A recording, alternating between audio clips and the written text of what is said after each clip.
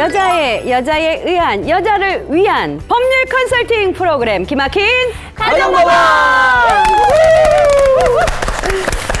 안녕하세요. 정은숙입니다. 오늘도 함께 해주실 분 소개합니다. 안녕하세요. 안녕하세요. 예. 두 번째 방송인데요. 우리 변호사님들 지난주에 좀 긴장했다, 낯설었다 하시는데 황단 변호사님 어떠세요?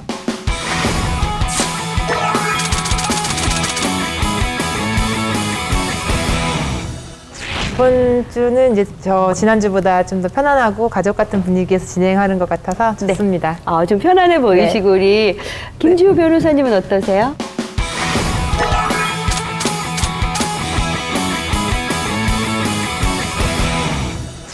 지난번에도 그랬고 이번에도 여전히 설레이는 기분으로 왔는데요. 마치 네. 소개팅하러 온 기분입니다. 오늘 저 의상부터가 아주 꽃무늬 소개팅하기 좋은 의상인데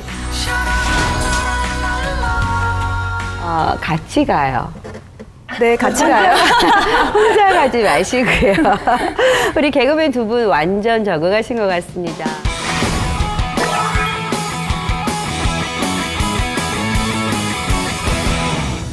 적응 다 됐고요. 저번 주에 말씀드렸듯이 기 뺏기지 않기 위해서 오늘은 몸보신을 제대로 하고 왔습니다. 네. 오늘은 기 안 뺏기도록 열심히 힘내보도록 하겠습니다. 무슨 말씀이세요? 많이 드셨으면 또 많이 쓰고 가셔야지요. 예. 미숙 씨는 어떠세요? 저도 완벽 적응했는데요.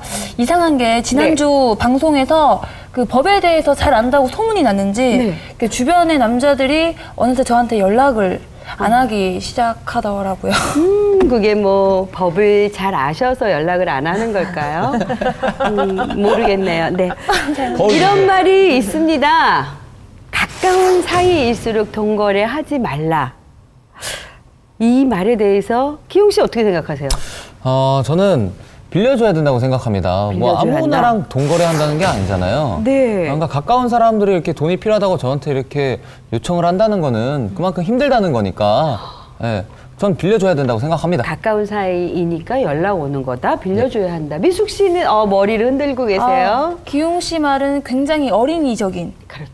애기 같은 발상이고 가까운 사이일수록 동거래를 한다는 거는 그 사람과 깨질 수 있다는 게 전제되는 상황이라고 생각을 해요. 절대 동거래 하시면 안 됩니다, 여러분. 네. 돈만 잃는 게 아니라 또 사람을 잃을 수도 있다. 이런 의견을 주셨는데 우리 변호사님들 같은 경우는 절대 이런 일 없으실 것 같아요. 김지우 변호사님. 네. 어떠세요? 데이트 중에 남자친구에게 돈 꺼줘 보신 적 있으세요? 예, 다행히도 제가 돈이 없어 보였는지 돈을 빌려달라고 한 남자친구는 없었고요. 제 주변 지인 중에서 저한테 그런 내용으로 고민 상담을 하신 분이 친구가 있는데 그 네. 친구는 자기보다 한 10살 많은 연상의 남자친구가 있었습니다. 근데 그 남자친구가 어느 날 지금 갑자기 돈이 없으니까 100만 원을 좀 빌려달라 해서 뭐 어차피 오빠가 빌려달라고 하니까 해서 빌려줬는데 일주일 뒤에 다시 갚았다고 합니다. 네. 갚고 나서 그 뒤로 또 한 일주일 뒤에 500만 원이 필요하다. 그래서 500만 원을 빌려줘야 될지 말아야 될지 고민하다가 그래도 남자친구인데 하면서 빌려줬는데 안 갚고 있다 하면서 저한테 고민 상담을 했습니다. 그래서 제가 10살이나 많은 분인데 아닌 것 같다. 받고 헤어져라라고 조언을 해준 적이 있습니다. 그 조언을 친구분은 받아들이셨나요? 결국 헤어지긴 했습니다. 저 때문에 헤어진 건 아닌 것 같고요. 헤어지긴 했습니다. 헤어지긴 했습니다. 뒤에는 돈을 못 받았을 수도 있다라는 뉘앙스가 돈은 있네요. 받은 걸로 알고 있습니다. 네. 다행이네요. 근데 나쁜 남자의 특징인 것 같아요. 저 아는 주변에서도 처음에는 용돈도 주고 막 선물 공세 이러니까 돈을 굉장히 많은 사람인 줄 알았는데 어쨌든 큰 돈을 잃은 경우를 보기는 했습니다. 이 돈거래 남녀 사이 참 어려운 건데 지금 경우는 데이트라기보다 남편과 그 데이트 하실 때를 한번 떠올려 보세요. 돈거래 있으셨나요? 저도 이게 생각을 해보려고 했는데 너무 기억이 가물가물해서 저희 신랑한테 물어봤습니다. 이게 우리가 돈 거래 한 적이 있었나? 그랬더니 신랑도 없었다고 얘기를 했어요. 근데 저도 이제 가족이 친구한테 돈을 이렇게 거금을 700만 원을 빌려준 사례가 있는데 이제 친구니까 빌려줬지만 그렇기 때문에 친구니까 달라는 소리를 못하고 법적인 조치라든가 뭐 내용 증명을 보낸다거나 이런 조치를 친구니까 또 못하기 때문에 못 받고 있는 사례가 가까운 사람 중에 있습니다. 변호사님 말씀대로 아무래도 이 데이트하는 관계, 이 가까운 관계에서는 환심을 사기 위해서 또 고액의 돈을 빌려주거나 또 고가의 그 어떤 물건, 선물을 사주는 경우 종종 볼 수 있죠. 근데 이런 경우 사랑이 계속 유지된다면 문제가 안 되지만 이별을 하는 경우도 있어요. 그러면 크게 후회를 하는 경우를 종종 보게 되는데 오늘의 기막힌 사건, 사연 부분 이런 내용이 있습니다. 먼저 들어보시죠. 저는 30대 회사원입니다. 2년 전 한 등산 모임에서 남자친구를 만났습니다. 저보다 4살이나 어린데다 집안 형편이 썩 좋아 보이지 않아 별로 마음이 가지 않았습니다. 그런데 미숙 씨, 오늘 영화 안 보실래요? 아니, 친해지고 싶어서. 미숙 씨, 퇴근했어요? 지금 미숙 씨 회사 앞인데 차 한잔 하실래요? 미숙 씨, 미숙 씨. 너무도 적극적으로 다가오는 모습에 전 조금씩 흔들리기 시작했고 결국 사귀게 됐습니다. 나이는 어리지만 오빠처럼 제 투정이나 짜증을 다 받아주는 그의 모습에 결혼까지 생각하게 됐죠. 그러던 어느 날이었습니다. 너무 힘들다. 왜? 무슨 일 있어? 어머니가 무릎 안 좋다고 하셔서 병원을 모시고 갔는데 수술해야 된다고 하더라고. 생각해보니까 아버지도 종합검진 받을 때 됐는데 마땅히 돈 빌릴 데도 없고 그래서 너무 힘들어. 아니 얼마나 필요하길래 그래? 한 700만 원? 은행 대출도 이제 더 이상 힘들다 그러고 사채라도 알아보려고. 사채를? 아니, 그러면 그러지 말고 내가 그냥 빌려줄게. 정말? 정말로 자기야? 고마워. 나 2개월 안에 돈 들어올 때 있거든? 그때 다 갚을게. 사고를 친 것도 아니고 집안 문제 때문에 힘들다는 남자친구를 위해 돈을 빌려줬는데 그게 시작이 될 줄은 몰랐습니다. 자기야, 정말 미안한데 200만 원만 더 빌려줄 수 없을까? 나 진짜 돈 들어올 때 있는데 그때 꼭 다 갚을 거거든? 대신 더 잘할게. 자기야, 나 너무 정말 급해서 그래. 내가 앞으로 더 잘할 테니까 꼭 이번 한 번만 더 빌려줘. 그렇게 계속 돈을 빌려주면서 점점 남자친구를 만나는 게 불편해졌습니다. 그렇게 결국 헤어지고 말았는데 아직 빌려준 돈을 전혀 받지 못했습니다. 그냥 포기하기엔 큰 돈인데 어떻게 해야 될까요? 남자친구에게 돈 1,000만 원을 빌려준 여자의 대여금 반환 소송 관련 재판을 시작하도록 하겠습니다. 먼저 헤어진 남자친구에게 대여금 반환 소송을 청구한 여자의 주장을 들어보겠습니다. 네, 저희 의뢰인은 지금 1,000만 원을 남자친구한테 빌려줬는데요. 당연히 남자친구는 1,000만 원을 도의적인 것은 물론이거니와 법적으로도 반환할 책임이 있다고 봅니다. 남녀 사이에 1,000만 원이라는 금액이 단순 증여로 보기엔 상당히 큰 액수입니다. 그리고 피고 스스로도 본인이 형편이 되면 갚겠다고 하면서 스스로 돈을 빌렸다는 걸 자인하고 있다고 봅니다. 그렇기 때문에 피고는 1,000만 원을 반환해야 합니다. 그 원고께서는 남자친구에게 왜 돈을 빌려주셨던 거죠? 아니 그 당시엔 당연히 사귀는 사이였고 아하. 그 사람이 사채를 쓴다고 하는데 어떻게 안 빌려줘요? 그리고 제가 사랑하는 사람이 당연히 빌려줄 수밖에 없었죠. 그랬겠네요. 남자친구분은 언젠가 이 돈을 갚겠다 하는 의지가 있는 겁니까? 근데 제가 도와준 거는 고마운데 네. 여자친구가 저는 분명히 빌려달라고 한 적은 없었어요. 그래서 갚겠다 한 적도 없었고 그냥 이렇게 자기가 제가 불쌍해 보였나 봐요. 그래서 도와줬던 건데 그걸 이렇게 제가 안 준다고 소송까지 거는 건 이건 너무 아닌 거 아닌가요? 그렇죠? 예. 그 원고는 피고와 교제하는 기간 동안에 피고의 환심을 사기 위해서 스스로 돈을 증여한 것이고 대여한 것이 아니었습니다. 그 원고 역시 그 돈을 증여했기 때문에 돈 돌려받을 의사가 없었고 그렇기 때문에 사귀는 기간 동안 및 헤어지고 6개월이 지난 지금까지도 한 번도 돈을 반환하라고 얘기한 적이 없었습니다.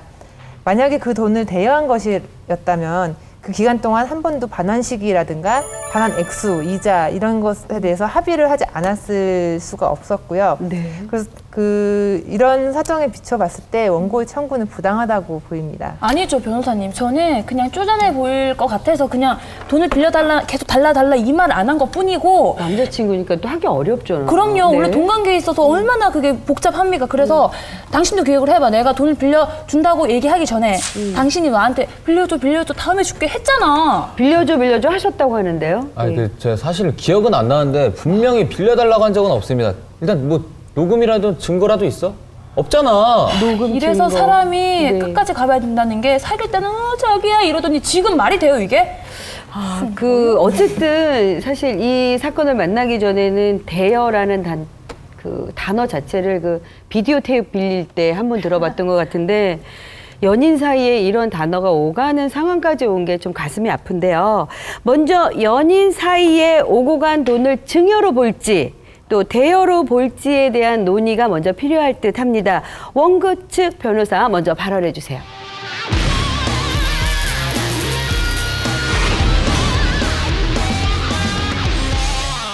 사이에 오고 간 돈을 단순히 증여를 볼 것인지 아니면 대여를 볼 것인지를 일률적으로 말하기 좀 어려울 것 같습니다. 네. 그 당시에 당사자의 의사, 돈을 빌려줄 의사였는지 아니면 그냥 줄 의사였는지가 중요하고요. 그리고 돈의 액수가 어느 정도였는지, 뭐 10만 원 내외라면 아무래도 증여라고 그냥 준 거라고 볼 확률이 높을 것 같습니다. 그리고 돈 거래가 있었을 당시의 상황을 전반적으로 고려해서 증여인지 대여인지를 구별을 해야 될 것 같습니다.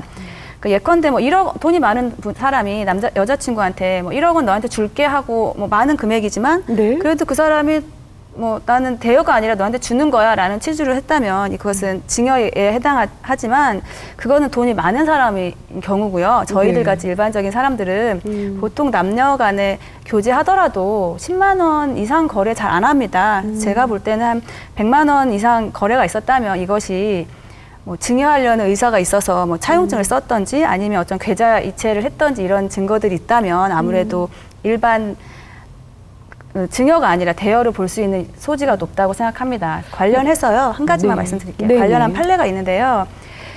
여기서 차용증은 없었습니다. 단지 계좌이체 내용과 문자 메시지로 그 상대방이 곧 갚을게 이런 문자 메시지만 있었는데도 돈에 대한 증여가 아니라 대여로 인정한 판례도 있었습니다. 그런데 우리가 이제 증여라고 그러면은 갚지 않아도 될 그냥 어떤 받은 거를 증여라고 하고 갚겠다 얘기하는 걸 대여다 이렇게 알면 되는 건가요? 증여라는 것은 일반적으로 내가 어떤 반대급부 없이 줬다는 거니까 네. 도의적으로 받은 사람이 줄 수는 있습니다. 내가 1,000만 원을 어떤 사람한테 받았어요. 근데 어떤 도의적으로 받은 거기 때문에 도의적으로 돌려줄 수는 있지만 법적으로는 증여에 해당하기 때문에 돌려줄 책임은 없습니다. 하지만 대여라는 것은 단 도의적인 것일 뿐만 아니라 법적으로도 반환할 책임이 있습니다. 그러니까 증여인지 대여인지를 거래할 때 상당히 유념하셔야 될 필요가 있습니다. 그렇겠네요. 그럼 이번엔 피고 측 발언해 주시기 바랍니다. 네, 이 사건은 증여로 봐야 합니다. 이 사건 원피고 간에는 1,000만 원이나 되는 큰 금액이 오고 갔는데요. 그럼에도 불구하고 차용증이 존재하지 않습니다. 그 차용증이 없더라도 계약이 성립하는데 이렇게 문제가 되는 것은 아니지만 오고 간 문자나 통화, 녹취 이런 것으로 차용증 없어도 증거로서 계약이 성립하는 것을 입증할 수는 있습니다. 그렇지만 이 사안에서는 문자나 통화 내역, 다른 증거조차도 없습니다. 최소한 또 언제까지 갚겠다라는 변제기 약정이 내용이 없었고요. 그리고 대여 기간이 1년 이상이 되었음에도 불구하고 얼마를 갚겠다, 최소한 원금이라도 갚겠다라는 식의 이자에 관한 합의도 전혀 없었습니다. 또 가장 중요한 점으로는 피고가 헤어진 후 6개월이 지나도록 돈을 갚으라는 말을 한 번도 한 적이 없었습니다. 그리고 사귀는 기간 내에도 당연히 돈을 갚으라는 내용이 없었고요. 이렇게 변제기 약정이 없다고 보더라도 연인 간에 이미 헤어진 상황에서는 헤어진 시점에 변제기가 도래했다고 보는 것이 사회 통념상 타당하다고 할 것입니다. 그래서 헤어진 시점부터 지금까지 변제기 독촉이 한 번도 없었다는 것은 일반인의 상식에도 비추어 봐도 대여가 아닌 증여라고 봐야 할 것입니다. 아니죠, 변호사님. 제가 무슨 대부업체도 아니고 남자친구한테 일일이 가서 막 자존심 상하게 얘기할 수는 없잖아요. 이거는 당연히 알아서 줘야 되는 거 아닙니까? 당연히 제가 빌려줬을 때 저한테 준다고 했잖아요. 이거는 말이 안 되죠. 너 코 길어지고 있는데 거짓말하지 말고 난 너한테 빌려달라고 한 적이 없고 내가 사채를 이렇게 알아본다니까 너가 불쌍해서 나 그냥 도와준 거잖아. 난 도대체 기억이 안 나. 도대체가. 네가 말 그때 뭐라고 지어내지 했어? 너가 그때 다음에 준다며. 2개월 뒤에 준다고 마. 그렇게 증거 있냐고. 얘기했잖아. 증거 있어? 예, 두 분의 감정 잘 알겠습니다. 지금 피고 측께서는 차용증이나 지불각서 없으면 100% 증여로 봐야 한다라고 말씀하셨어요. 원고 측 변호사의 의견은 어떠신지요? 네, 차용증이나 지불각서가 있다는 것은 대여를 입증할 강력한 증거자료이긴 하지만 그것이 없다고 해서 네. 그것을 100% 증여로 본다는 것은 어불성설이라고 생각합니다. 아, 그렇습니까? 만약에 차용증이나 지불각서가 없다고 하더라도 아까 제가 말씀드린 뭐 판결을 보더라도 뭐 계좌이체를 하고 문자 내역이 있거나 내지는 그런 그 대여한 것을 아는 지인들이 있다면은 충분히 증인 신청을 해서 재판부에서 그것이 증여가 아닌 대여라는 것을 받아들일 수 있다고 봅니다. 그리고 저희 의뢰인 같은 경우는 월급만 따졌을 때 1,000만 원은 거의 3달치 이상의 월급입니다. 그런 그럼요. 큰 경우를 돈이죠. 예. 단순히 증여로 빌려줬다는 것은 상식적으로 납득하기 어렵습니다. 그리고 또 이런 경우 있을 것 같아요. 뭐 지불각서나 이런 거는 없지만 주변에 친구나 뭐 아는 사람들이 증인이 돼줄 수도 있을 것 같은데 그건 도움이 될까요? 네, 당연히 증인이 되면 그 대여로 인정받을 수 있는 증거 가치가 있습니다. 다만 재판부에서 할 때 증인의 진술을 여타 다른 정황을 보고 증인의 진술을 사실로, 왜냐하면 원고랑 증인이 어떻게 짜고서 위증을 할 수도 있기 때문에 그러니까요. 그 증인의 진술을 믿을지 여부는 재판부가 여러 가지 정황을 보고 판단하게 됩니다. 이 이야기에 대해서 피고 측 변호사는 어떤 이야기를 들려주실까요? 네, 그 최근 판례는 내연녀에게 차용증이나 담보 없이 6,700만 원을 지급한 사안에서 내연 관계를 유지하는 동안 차용증이나 담보 없이 돈을 주고 돈을 돌려받기 위한 아무런 노력도 하지 않다가 헤어진 후에 대여금이라고 주장하는 것은 받아들여질 수 없다라고 판단한 바 있습니다. 네.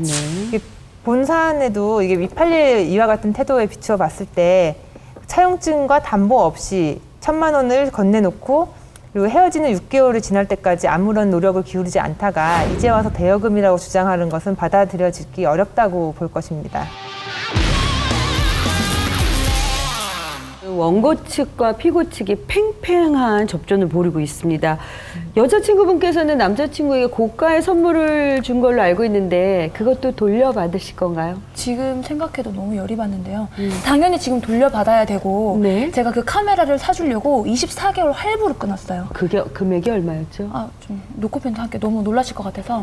근데 지금 그 돈을 꼬박꼬박 낼 때마다 그 물건을 사용하고 있을 저 사람 생각을 하니까 기분이 너무 나빠서 죽겠어요. 그냥 무조건 약올리시겠어요. 받아요. 예. 네. 여기서 한 가지 노래가 떠오르는데요. 네네. 예. 그 김건모 씨 노래인데 제가 불러드릴게요. 내가 받던 건 그냥 내가 가질게. 네가 준 게 어떤 건지 헷갈리니까. 뭘 준 거야, 네가 나한테? 기억이 안 나. 뭐 줬는데? 정말 많은 물건을 받으셨었나 보네요, 아니, 여러분에게. 뭐 기억이 안 나요. 그 영수증 있어? 그 나한테 준 증거가 있냐고. 아, 보이죠? 저 싹수가 노란 게 보이죠? 이거는 바로 이제 콩밥을 먹여야 돼요. 아, 증거가 없는데 나한테 뭐. 네, 어머, 카드값이 오라고. 있다, 카드값이. 거짓말, 코 계속 길어져. 아니, 여기- 그만 싸우시고 황 변호사님. 네, 지금 여기서 증거를 말씀하시는데 증거가 있다고 하더라도 선물을 이미 주셨기 때문에 네네. 이미 준 선물은 돌려받으실 수 없습니다. 그 연인 사이에서 주고받는 선물은 민법 제544조 증여에 해당하는데요. 여기에서는 이제 그 무상으로 타인에게 재산을 양도했기 때문에 이 재산 양도한 것이 뭐 고가의 뭐 옷이나 보석이나 뭐 심지어 뭐 집이라고 하더라도 증여에 해당한다고 보면 돌려받기 어려운 것이 사실입니다. 아니죠. 그러면 제가 만약에 그 카메라를 사귀는 동안 저는 잠시 이렇게 준 거라고 생각을 할 수도 있잖아요. 그렇게 되면 제가 받을 수 있지 않나요? 그러니까 저는 준 게 아니라 나중에 받을 걸 생각하고 빌려준 거네요. 네, 그렇죠. 네. 제가 지금 24개월 내고 있다니까요, 돈을. 그럼 받아야죠, 네, 당연히. 돈은 본인이 내고 있고 빌려주었다고 주장을 한다면 이건 또 어떻게 달라질 수 있나요? 제가 원고 측 대리인이긴 하지만 선물의 경우에는 아무리 고가라도 지금 아직 그 빚을 갚고 신용카드 빚을 갚고 있는 중이라 하더라도요. 아무래도 돌려받기는 어려울 것 같습니다. 선물이 아니고 이제 본인 건데 빌려간 거라고 주장할 경우에는 어떻게 되죠? 빌려준 거는 빌려준 부분은 네. 선물이 아니라 준 게 아니기 때문에 소유권은 아직 빌려준 사람한테 있습니다. 그 경우에는 반환 청구할 수 있겠죠. 근데 이 애초에 제 생일 선물로 받은 거였는데. 그건 또 선물이네요. 생일 선물이었는데 양쪽 무슨- 입장이 다른 왜 이렇게 말이 거죠. 달라요. 저 계속. 사람은 말이 다른 사람이 이 변호해 주실 필요가 없어요. 그 사람은 말이 달라지는 사람이에요. 아, 그리고 생각해보니까 네. 빌렸다고 한다는 그 돈이 있잖아요. 네. 그것도 제 생각엔 그냥 진짜 선물로 줬던 것 같아요, 저한테. 그냥. 사랑하기 때문에 네. 그때 당시. 나도 사랑했어. 그게 무슨 소리야? 사랑했었어. 뭐 양측의 지금까지 주장 잘 들었습니다. 정리하셔서 최종 변론 부탁드립니다. 먼저 원고 측 최종 변론 해주시기 바랍니다. 네. 피고는 도의적인 거 물론 법적으로도 1,000만 원 저희 의뢰인한테 반환해 주시기 바랍니다. 원고도 크게 여유 있는 상황이 아니었는데도 1,000만 원을 거의 빚을 내다시피 해서 피고한테 주었습니다. 이것은 단지 준 게 아니라 대여입니다. 피고의 이 행동은 과거의 연인이었다는 것을 이유로 자신의 책임을 회피하려는 것에 지나지 않는 걸로 보이는데요. 피고가 양심이 있다면 빚을 내서 결혼할 것이 아니라 빚을 내서 제발 저희 의뢰인 빚을 갚아주길 바랍니다. 양심에 호소하는 부분도 큰 듯한데요. 피고 측 변론해 주시기 바랍니다. 네, 피고는 이렇게 보시다시피 원고보다 4살 연하에 집안 형편도 어려운 분이십니다. 그래서 원고는 이러한 피고와 사귀면서 피고의 환심을 사기 위해서 이렇게 호의로 많은 도움을 주신 것 같습니다. 이 사건 이제 1,000만 원도 이렇게 도와주신다는 생각으로 금전적으로 이렇게 도와주었는데 당연히 환심을 사고 도와준다는 마음에서 증여를 했기 때문에 그 1,000만 원이나 되는 큰 금액이 이렇게 갔음에도 불구하고 차용증이나 증거, 문자나 하다못해 뭐 전화 녹음도조차도 증거가 없습니다. 그리고 언제까지 갚겠다라는 변제액의 약정이나 뭐 원금을 주겠다 아니면 원금에 뭐 플러스해서 10만 원 더 주겠다 뭐 이런 식으로 이자 약정을 한 것도 전혀 없습니다. 그리고 또 원고는 피고와 사귀는 동안에 한 번도 갚으라는 말씀이 없으셨다가 헤어지고 나서 6개월이나 지난 후 지금에서야 대여금이라는 주장을 갑자기 하시고 계십니다. 이렇게 갑자기 대여금이라고 주장하시는 거는 그동안 아무런 이렇게 돌려받기 위한 노력이 없다가 갑자기 주장하시는 거는 우리 대법원 판례의 태도에 비추어 보더라도 인정받기 어려우실 거라고 생각합니다. 그 말씀 중에 좀 궁금한 게 있어서 그러는데 차용증을 쓴다라고 저희 많이 하고 주고받으시는데 차용증에는 뭐가 어떻게 기재되어야 되나요? 육하 원칙에 의해서 언제 어디서 누가 어떻게 무엇을 이거에 다 들어가야 하는 건가요? 어느 분이 좀 설명해 제가 주실까요? 말씀드리겠습니다.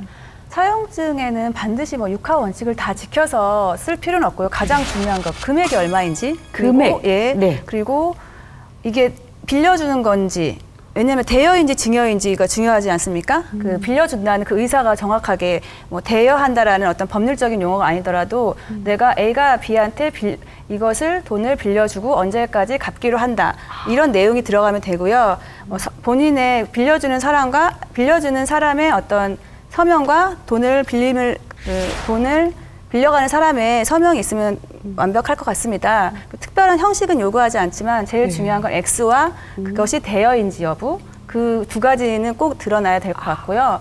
그리고 그 명함에 만약에 급하게 만났는데 그 채무자를 급하게 만났는데 종이가 없으면 명함에다가 뒤에다가 얼마 아마 1,000만 원 뭐 누구한테 A가 B한테 빌려줌 하고 그렇게 쓰는 것도 차용증으로 효력이 있습니다. 종이 쪽지에다 써도 예. 그게 있으면 효력은 가집니다. 예. 라는 뜻이군요. 예. 양측 최종 변론 잘 들었습니다. 이 동거래 자체를 하지 않는 게 가장 좋지만 이미 했다면은 그 사람 잃는 것도 억울한데 돈까지 잃는다면 더더욱 억울하겠죠. 그리고 오늘 사건처럼 이렇게 금액이 클 때는 그 속상함을 이루 말할 수 없을 텐데요. 그렇기 때문에 돈을 빌려주었다는 것을 증명할 수 있는 이 증거 확보 절대 놓치시면 안 돼요. 보통 이 사귀는 사이다라고 해서 너무 정에 얽매여서 이런 것을 놓치는 경우가 많이 있으신데요. 꼭 기억해야 될 사실, 차용증이 됐든 문자가 됐든 또 통화 내역의 녹취라도 반드시 해둬야 한다는 사실 잊지 않으시기 바랍니다.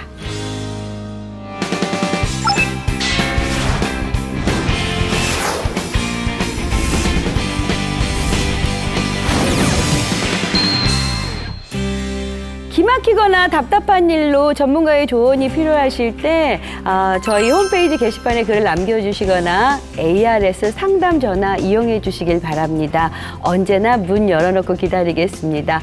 이 ARS 상담 전화의 경우는 저희가 방송 중에는 또 무료로 상담하고 있습니다.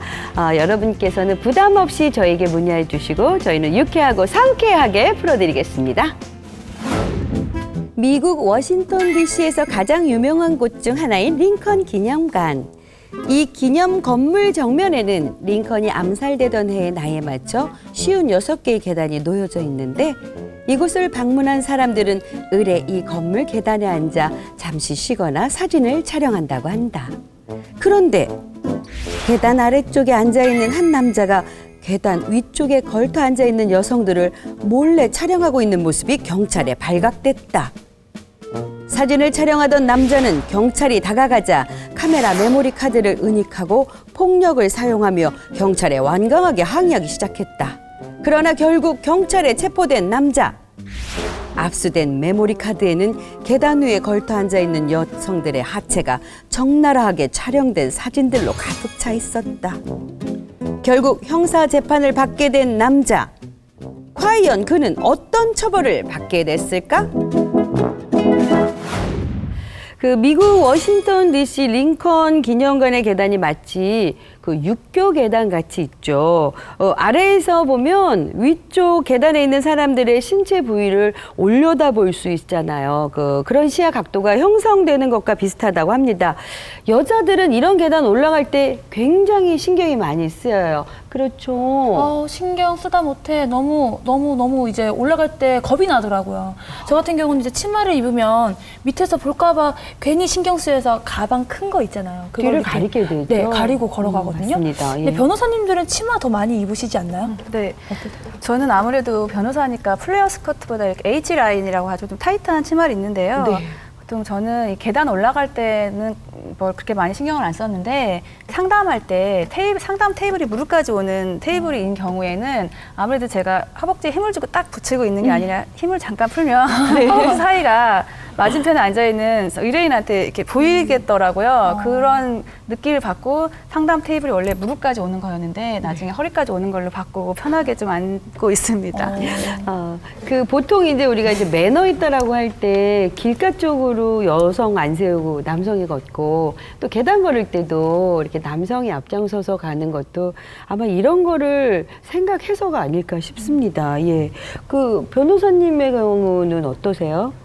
네, 저는 이제 치마를 거의 안 입는 편에 속하고 입더라도 조금 긴 편에 긴 쪽으로 입는 편이라서 조금 덜하긴 하지만 그래도 저 같은 경우에도 무릎까지 오른 스커트를 입는다고 해도 계단을 오르내릴 때나 이렇게 불편하고 지하철에 특히 지하철에 앉아 있을 때는 이게 앞에 벽이 아니라 맞은편 사람에게 그렇죠. 신경이 아무래도 쓰이게 마련입니다. 맞습니다. 남자분 같은 경우에는 뭐 계단이 아무리 높고 그래도 신경 하나도 안 쓰이시죠?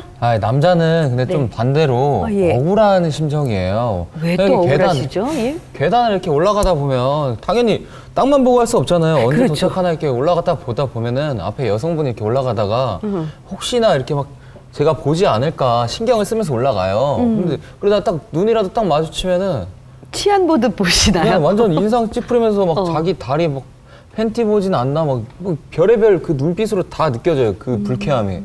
근데 저희는 역으로 저희가 더 억울하고 불쾌하거든요. 뭐 또 그렇다면은 불쾌할 수 있다 이해가 되는 부분이 있네요. 이 남자에게나 여자에게나 참 서로가 조심스러운 그런 장소가 아닌가 싶은데요. 아예 대놓고 계단 위쪽에 있는 여성들의 신체 부위를 몰래 촬영해온 남자. 게다가 이거 몇 년 동안 계속해온 일이라는 게 경찰 조사에서 밝혀졌다고 합니다. 과연 어떤 처벌을 받을 것 같습니까? 이거는 처벌 정도가 아닌데요? 처벌이 아니라 아예 감옥에다가 네. 한 몇십 년간 콩밥을 먹여야 될 것 같아요. 왜냐하면 그 사진을 엄청 찍었다는 거는 또 아까 보면 뭐 몇 년 동안 놔뒀다고 했잖아요. 네. 이 말은 집에서 그 수많은 그 메모리를 넣어놓고 혼자서 보고 막 밤마다 뭐 무슨 짓을 할 수도 있고 뭐 그랬다는 건데 제가 만약에 찍혔다고 생각을 해보세요. 내 너무 얼굴을 불쾌하죠. 보고 내 네. 몸을 안 돼. 이거는 무조건 감방에 들어가야 됩니다. 네, 근데 우리 윤미숙 씨랑 이야기 나누다 보면은 굉장히 어려 보이시는데 콩밥, 감빵 뭐 이런 얘기. 어렸을 때부터 할머니랑 살아서. 네, 그러셨군요. 예. 기웅 씨는 어떻게 생각하세요? 저는 처벌은 좀 안 받을 것 같은 게 네. 일단 뭐 다 자기들이 뭐 그렇게 입고 나온 거잖아요.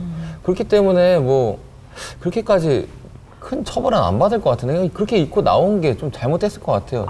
옷 입고 온 게 잘못이다. 예. 너무 야하게 입고 나온 것도 물론 잘못 있지 않을까 이런 생각인 거죠. 뭐 그런 의견에서 이런 판결이 나온 것 같진 않지만 놀랍게도 미국 워싱턴 DC 지방법원은 이 남자에게 무죄 판결을 내렸다고 합니다. 말이 안 되는데 어떻게 그렇죠? 예. 미숙 씨 이거 좀 속상한 판결이죠? 이거는 말이 안 되는데요. 이게 무죄 판결을 내렸다는 거는 그 사람들이 이거는 해도 된다라고 허용하는 거잖아요. 열받는데 우리나라에도 이런가요? 네, 좀 말이 안 된다 싶죠. 김 변호사님, 그 미국에서는 그 여성의 신체를 몰래 촬영한 것이 법으로 금지되어 있지 않은 건가요? 아니요. 미국에서도 물론 카메라 촬영죄라고 해서 법으로 금지하고 있습니다. 워싱턴 DC 형법을 보면은요. 타인이 프라이버시를 가진다고 합리적으로 기대할 수 있는 경우에 당해 타인의 명시적 또는 묵시적 동의가 없는 한 그 타인의 신체의 사적 부위를 의도적으로 촬영해서 안 된다 하면서 카메라 촬영죄를 규정하고 있습니다. 하지만 이 사안의 경우에는 그 지나가는 행인들도 그 여자의 그 모습을 볼 수 있는 모습을 그대로 촬영했기 때문에 어떤 성적인 사적 부위가 아니라고 판시해서 무죄 판결을 내린 걸로 알고 있습니다. 열받는다, 되게. 근데 그러면은 한국에서도 이게 무죄 판결이 나는 건가요? 어떻게 되는 건가요? 네, 한국에서도 길거리나 지하철에서 여성이 전신을 찍은 경우 무죄 판결을 내린 사례가 다수 있습니다. 우리나라에는 성폭력 범죄의 처벌 등에 관한 특례법에서 카메라 등 이용 촬영죄를 규정을 하고 있는데요. 그 성적 욕망 또는 수치심을 유발할 수 있는 다른 사람의 신체를 그 의사에 반하여 촬영한 자는 5년 이하의 징역 또는 1,000만 원 이하의 벌금에 처하도록 되어 있습니다. 이 성적 욕망 또는 수치심이 유발될 정도인지 여부가 법원의 해석에 맡겨져 있는데요. 그 법원은 이렇게 해석이 만만치 않은 법률 문구를 이렇게 적용을 할 때마다 기준을 여러 가지를 제시를 하고 있습니다. 객관적으로, 대법원은 객관적으로 피해자와 같은 성별, 연령대의 일반적이고도 평균적인 사람들의 입장에서 성적 욕망 또는 수치심을 유발할 수 있는 신체에 해당되는지 여부, 그리고 당해 피해자의 옷차림, 노출의 정도, 촬영자의 의도, 촬영에 이르게 된 경위, 촬영 장소, 각도, 거리, 촬영된 원판 이미지, 그리고 특정 신체 부위의 부각 여부 등을 종합적으로 고려해서 판단을 하고 있습니다. 구체적으로 사례를 보면은 최근에 지하철 전동차를 걸어가면서 다리 꼬고 앉아있는 20대 여성을 걸어가던 남자가 위에서 촬영을 한 사례가 있습니다. 네네. 근데 이 사례에서는 허벅지도 나오고 했지만은 법원은 무죄 판결을 내렸는데요. 그 이유가 앉아있는 여성의 앞을 걸어가면서 위에서 아래를 내려다 보는 각도로 촬영을 했는데 이 각도는 공공장소의 사람들이 다른 사람들도 똑같은 각도로 쳐다보고 있는 각도이기 때문에 통상 시야에 비춰지는 모습 그대로 촬영한 것이다. 그리고 특별히 다리를 부각시켜서 촬영한 것이 아니다. 또 당시 여성이 그 짧은 원피스를 입고 있기는 했지만 네. 이 원피스 정도면은 20대 여성분들이 통상적으로 입는 그런 차림이 정도이기 때문에 과도한 노출 상태가 아니었다. 그리고 여성이 또 다리 사이에 그 소형 파우치를 올려놓고 그 핸드폰을 만지면서 이어폰을 꽂고 있었어요. 그래서 네. 이러한 자세가 성적 욕망이나 수치심을 불러일으킬 수 있는 그런 자세가 아니다. 네. 이건 자연스러운 일반 여성의 모습이다라는 점에서 무죄 판결을 내렸습니다. 그렇군요. 네. 갑자기 질문 사항 하나 생겼는데요. 네네. 셀카쟁이들 있잖아요. 이렇게 카메라. 그냥 이건 다른 얘기인데 네. 몰래 카메라가 아니라 약간 그런 걸 의도한 건 아니지만 네네. 지하철 안에서 이렇게 예를 들어 셀카를 찍었어요. 갑자기 찍고 싶어서 딱 찍었는데 그 뒷부분에 앉아있던 뭐 여성분이 이렇게 아까 김 변호사님처럼 이렇게 있다가 살짝 힘이 딱 너무 힘들어서 살짝 긴장을 푸는 순간이 찍혔어요? 네. 그게 딱 그 절묘한 타이밍에 셀카를 찍었는데 그걸 딱 찍힌 거예요. 근데 그걸 딱 보고 그 여성분께서 혹시 이거 나 지금 뭐 찍은 거 아니냐 그 남자한테 이렇게 가서 그렇게 막 이건 분명히 내 다리를 찍은 것 같다. 아니에요. 전 절대로 이거 저 혼자 셀카를 찍은 거예요. 이렇게 막 서로 주장이 이렇게 엇갈렸을 때 그 법적으로 뭐 어떻게 되나요? 그것도? 그렇게 돼서 이제 조사를 받는 경우에도 이제 법원 기준에 따르면 촬영자의 의도와 촬영에 이르게 된 경위를 다 보기 때문에 네. 촬영자의 의도가 셀카를 찍기 위한 것이었고 그 촬영에 이르게 된 경위도 그 원래 의도치 않았는데 이제 김 변호사님께서 갑자기 힘이 풀어져서 우연히 찍히게 된 것이기 때문에 그런 경우라면은 이제 뭐 이렇게 당연히 아무런 죄가 되지 않는다고 생각을 합니다. 뉴스에서 보면은 그 배울 만큼 배우신 분들이 그렇게 몰래카메라를 이렇게 촬영하다가 잡힌 경우도 있는데 그 유죄와 무죄를 가리는 그런 기준이 있나요? 네, 일반적으로 성폭력 범죄의 처벌 등에 관한 특례법으로 처벌되는 경우는 화장실에 몰래카메라를 설치를 하거나 또는 치마 속을 몰래 촬영을 한다거나 그 다리나 엉덩이, 가슴, 그 신체의 그런 특정 부위를 부각해서 촬영을 하는 경우 이런 경우에는 유죄 판결이 대부분 나오고 있습니다. 그렇지만은 이제 길거리나 지하철 이렇게 일반적으로 통행하는 사람들이 이렇게 지나가는 상태에서 여성의 전신을 찍은 경우에는 판결이 많이 엇갈리고 있습니다. 그 최근에 이제 나온 판례 같은 경우도 지나가는 여성의 전신을 찍은 사진이 50장이 발견이 되었는데요. 그 엉덩이와 허벅지, 가슴에 초점을 맞춘 사진이 20장이 있었고 그 외에는 전신 사진이었습니다. 이렇게 50장 사진 가운데서 법원은 그 엉덩이나 허벅지 같이 신체 특정 부위에 초점을 맞춘 20장에 대해서만 유죄 판결을 내렸습니다. 아니, 근데 말이 안 되는 게 그 20장이 전체 사진이라고 했잖아요. 근데 그거를 이렇게 확대를 해보면 선명하게 다 보일 텐데 그걸 30장이 가지고 전체 사진이었는데 네? 30장이 전체 사진이고 20장이 초점을 맞춘 사진이었고 네. 20장에 대해서만 유죄 판결을 내렸습니다. 네. 그러니까 아까 30장이 그러면 그냥 전체 사진이었다는 거잖아요. 네네네. 근데 요즘에 카메라 기술이 좋으니까 확대를 하면 충분히 뭐 다 볼 수 있거든요. 근데 그거에 대해서는 어떻게 명시를 네, 그거에 대해서 지금 비판이 굉장히 많은 상황입니다. 이게 현대 과학 기술이 발전을 했기 때문에 카메라 화소도 굉장히 좋아졌고요. 그리고 맞아요. 카메라 네. 아니라 동영상 같은 경우도 이렇게 화소가 굉장히 높아졌기 때문에 이렇게 확대를 하거나 편집을 함으로써 그 전신 사진을 찍었지만 특정 신체 부위만 부각해서 볼 수도 있는 게 지금 현재 과학 기술의 발전 상태입니다. 그렇지만 대법원을 비롯해서 우리나라 법원은 아직 이 발전된 과학기술을 따라가지 못하고 예전 기준으로만 판단을 하고 있는 것으로 보입니다. 그 아까 말씀하신 것 중에서 그냥 누구나 볼 수 있고 한 것들은 큰 문제가 안 된다고 한 거 있잖아요. 사진을 찍을 때 무슨 연예인들 사진 찍으면 초상권 있어요 찍지 마세요 이러잖아요. 그 사람들 찍으면 왜 문제가 되는 거죠? 연예인 경우뿐만 아니라 제가 판단할 네, 때는 일반인들도 일반인들도 초상권이 있어요. 있습니다. 네. 그 연예인들은 연예인들은 초상권이 좀 더 아무래도 유명인이니까 좀 더 그 초상권 보호가 같은 될 수는 경우는 있겠지만 그 일반인들 당연히 어떤 사람이 저는 연예인 아니지만 지나가는 사람이 제 사진을 계속 찍었다 누군가가 몰래 그러면 저도 당연히 초상권 침해를 당한 건 그러니까 아까랑은 네. 법이 달라서 문제가 안 된다는 그런 뜻이었던 네. 거군요. 네, 초상권 같은 경우는 인격권적인 측면이라서 제 네. 의사에 반해서 사진을 찍히지 않을 권리를 일반적으로 말을 하고요. 네. 그 또 이제 연예인 같은 경우는 이제 경제적인 문제가 더 이렇게 결부되어 있는데 그 연예인들 같은 건 사진이나 그런 동영상 등으로 이제 돈을 벌고 광고 사진으로 사용을 하고 하는 거기 때문에 그런 경우는 퍼블리시티권이라고 해서 네네. 네, 경제적 권리로서 또다시 이제 인정되는 권리가 있는데요. 우리나라 판례는 퍼블리시티권을 아직 이렇게 명시적으로 인정하고 있는 판례는 없습니다. 그러니까 약간 하급심 판례가 엇갈리고 있는 상황입니다. 그럼 질문- 만약 예. 질문이 하나 또 생겼는데 네네 하세요. 예. 질문 하나 더 있는데 진짜 대놓고인데 일단 여기 스튜디오에 저랑 네. 황 변호사님만 이렇게 있다 가정을 하고 네. 카메라도 없어요. 그 CCTV도 없어요. 근데 제가 그냥 대놓고 사진기를 딱 들고 찰칵 찍고 하고 딱 삭제를 딱 눌렀어요. 네. 근데 딱 그걸 걸렸어요. 당신 지금 방금 증거가 없잖아요. 내 거 지금 뭐 속옷을 촬영하지 않았냐? 네. 그냥 보고 저는 뭐 예를 들어서 2초만 딱 보고 하고 딱 지웠어요. 직접 여쭤보세요. 저 없는데요? 예. 이렇게 했는데 그랬을 때는 아예 증거가 없어요. CCTV도 없고 그냥 황 변호사님만 그냥 수치를 당하신 거죠.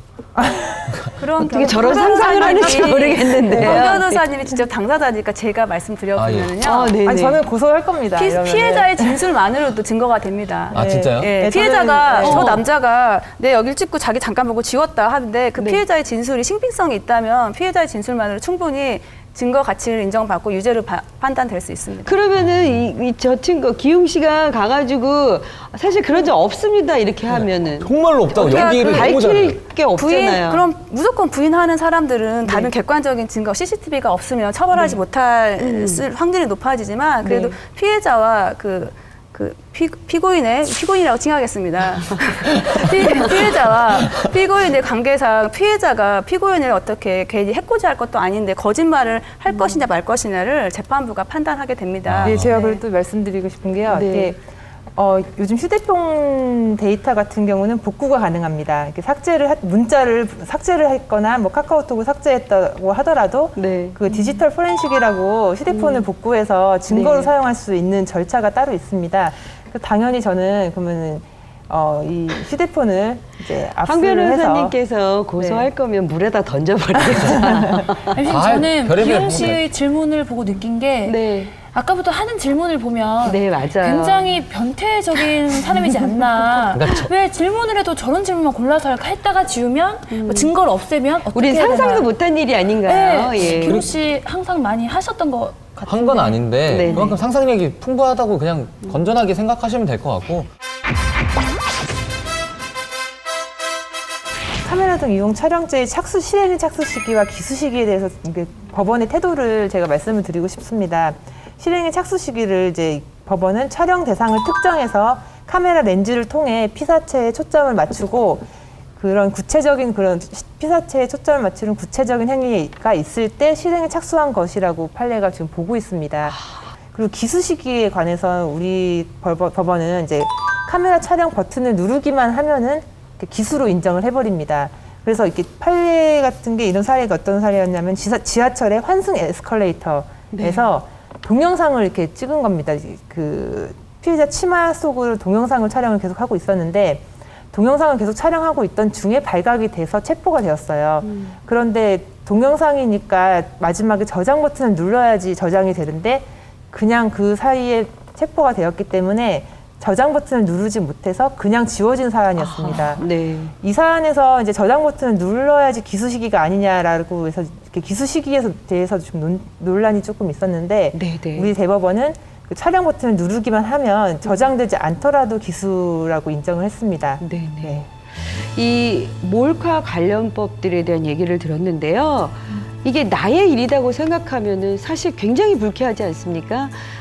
당하는 사람의 입장은 여성이든 남성이든 불쾌한 일이라고 생각합니다. 그거에 관해서 이 처벌이 좀 미흡하지 않나 싶습니다. 강력한 처벌이 이루어졌으면 하는 바람입니다.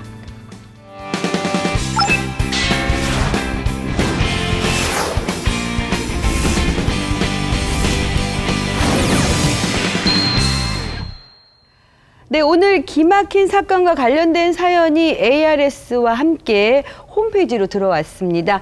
오늘은 기용 씨가 하나 소개해 주시기 바랍니다. 예, 시어머님이신가 봐요. 아들이 사업이 어려워지면서 수입이 줄어들자 며느리가 쇼핑몰을 하겠다고 나서면서 돈을 빌려달라기에 3천만 원을 빌려주셨다고 하는데 네. 아들 사업도 다시 제자리를 찾고 며느리 쇼핑몰도 다시 잘 돌아간다는데 이 며느리랑 아들이 지금 돈을 갚을 생각을 안 하고 있는 것 같아요. 그래서 답답해 하시는 것 같은데 이 돈 어떻게 돌려받을 수 있을까요? 이 부모 자식 간이라지만 또 부모님이 그렇게 생활력이 있으실 뭐 어떤 생산력이 있으실 연세가 아니실 수도 있는데 당연히 갚아드려야 할 것 같은데 이게 법적인 경우는 어떻게 되죠? 당연히 이런 경우는 돌려받으실 수 있으십니다. 네네. 네, 이거는 이제 특별한 사정이 없는 증여가 아닌 대여로 봐야 될 걸로 보이는데요. 금전 소비 대차 계약이 앞서 말씀드렸듯이 꼭 차용증이라든가 계약서가 있어야 될 필요는 없습니다. 그래서 이게 당사자 간의 구두 계약이라고 하더라도 소비 대차 계약으로 성립을 할 수 있습니다. 다만 반환시기 약정이 있어야 하는데 이제 반환시기 약정이 이게 불확정 기한일 경우나 뭐 하면은 이제 반환을 해달라 청구하고 상당 기간 지나면은 반환 받으실 수 있다고 합니다. 아니 여기는 그 차용증 이런 것이 없는데 왜 받을 수 있는 거죠? 왜 아까와 경우가 다른 건지 모르겠네요. 경우라고 보는데요. 네네. 차용증은 없다고 하더라도 네네. 부모 아까 연인 사이였잖아요. 근데 예. 부모 자식 지간이라고 하더라도요. 차용증은 없지만 그 거래 상황이나 볼 때 내가 그 시어머니가 단순히 며느리한테 준 게 아니라 빌려줬다는 어떤 객관적인 정황이 있다면 차용증이 없더라도 대여로 인정받을 수 근데 있습니다. 어머님이 주셨다고 우기면 어떻게 되는 거예요? 어머님이 증여로. 며느리가 그렇게 주장을 한다고요? 네. 그런 경우에는 어떤 아까 말한 문자 메시지 내역이나 계좌 이체 내역 해서 추가적인 어떤 증거 자료들이 객관적으로 명확하게 차용증은 없더라도 객관적인 주변 증거들을 가지고 판단해야 될 것 이건 같습니다. 아까와 마찬가지로 입증의 문제인데요. 네네. 이게 만약에 이제 부모 자식 간에 이제 연 끊고 대여다 증여다라고 만약에 싸우게 된다면 아까와 똑같은 문제가 발생할 수 있습니다. 네네. 그러니까 증거가 있다 없다 이것 때문에 싸우게 되는 것이기 때문에 근데 여기 같은 경우는 부모와 자식 간이고 이제 그 자식 부부께서 이제 뭐 빌린 게 아니다 주신 거 아니냐 하고 네네. 만약에 뭐 법정 다툼까지 가신다고 하면은 아까처럼 증거 다툼이 될 수가 있습니다. 근데 만약에 근데 증여라고 본다면은 증여세를 내셔야 되겠죠. 증여세가 들어요. 네, 증여세가 만약에 증여라면 증여세를 내야 합니다. 뭐 대여이면은 당연히 대여금을 반환해야 되고 증여이면 증여세를 반환해야 되는데요. 우리 증여세법은 우리 관련 세법인 증여세법에서 소득세법 관련해서 그 증여세를 다 규정하고 있는데요.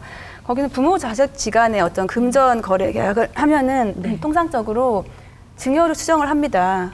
그렇게 해서 증여세를 내도록 하는데 만약에 이게 증여가 아니라 단지 우리는 부모 자식 간에 돈거래가 있었다. 네. 이런 경우는 당사자들이 주장 입증을 해야 증여세를 면제받게 됩니다. 아니, 근데 듣다 보니까 아까 증여세 하면 세금을 내야 된다고 하셨는데 네. 몇 프로인가요? 뭐 빌린 돈의 몇 프로 막 이런 게 정해져 있는 그거는 건가요? 그 과세 세율에 따라서 되게 좀 복잡합니다. 그래서 뭐 그 증여받을 금액이 많을수록 누진세가 붙어서 많이 올라갑니다.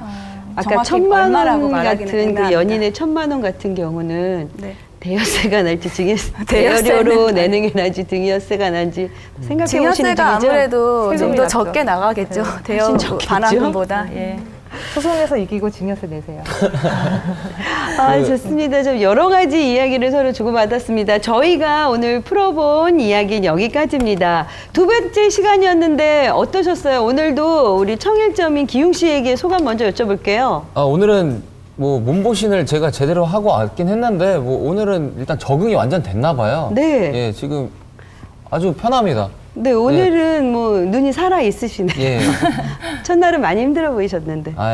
이제 앞으로 적응 더 잘 해가지고 네, 저도 네. 여자가 될 것 같기도 하고 점점 약간 남성미를 약간 잃어가고 있는 것 같아요. 같이 여성화가 되고 있는 것 같습니다. 그렇습니다. 5명의 여자와 함께하는 시간인 줄 알았어요. 황 변호사님 어떠셨어요? 네, 오늘 지난 시간과 마찬가지로 재미있는 사례 많이 이렇게 뜻깊게 설명 듣고 또 설명도 해드릴 수 있어서 네. 참 보람 있었습니다. 미숙 씨 어떠셨어요? 저는 아까 사연을 보다가 너무 흥분을 해서 그런지 모르겠지만 앞으로 남자를 만나게 된다면 그 돈거래 그리고 노금 뭐 차용증 일일이 다 기록을 해놔야 되겠다는 다짐을 하게 됐습니다. 미숙 씨 얘기 듣다 보면 미숙 씨는 그래도 참 아직 어리다 이런 생각이 듭니다. 저는 남자라고 하면 자기 이름만 쓸 줄 알아도 좋다 이런 생각을 하고 있는데 많이 가리시는군요. 예. 우리 김 변호사님 어떠세요? 예. 저는 이 프로그램을 하면서 저도 많은 공부를 하게 되는 것 같습니다. 어려운 공부라기보다는 재밌고 하고 싶은 공부인 것 같습니다. 그래서 다음 회에는 또 제가 어떤 공부를 하면서 설렘을 느끼게 될지 많이 궁금합니다. 이 딱딱할 수 있는 법이지만 우리 친구들, 그 공부 잘하고 똑똑한 친구들이 이렇게 얘기해주면 그래 하면서 참고할 수 있듯이 그리고 보통 똑똑한 친구들이 아니시잖아요. 두 변호사님이 함께 해주셔서 정말 유익한 시간이 아닌가 싶습니다. ARS 상담은 물론 저희 홈페이지 게시판 언제나 열려 있습니다. 마음 편하게 찾아주시고요. 최고의 변호사들이 속 시원하게 조언해 드리도록 하겠습니다. 오직 여자만을 위한 법률 컨설팅 프로그램 기막힌 가정법원! 네, 오늘 준비한 순서 여기까지고요. 다음 주에 더 좋은 법률 정보로 여러분 찾아뵙겠습니다. 고맙습니다. 수고하셨습니다.